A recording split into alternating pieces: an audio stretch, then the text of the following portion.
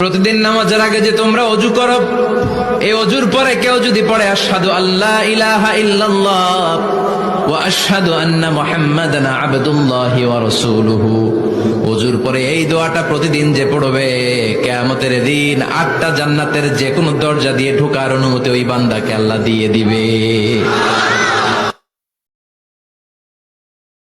মনে রাখবেন, টাকার অধিকতায় সুখ আসে না, আল্লাহর রহমত এবং বরকতের মাধ্যমে সুখ আসে।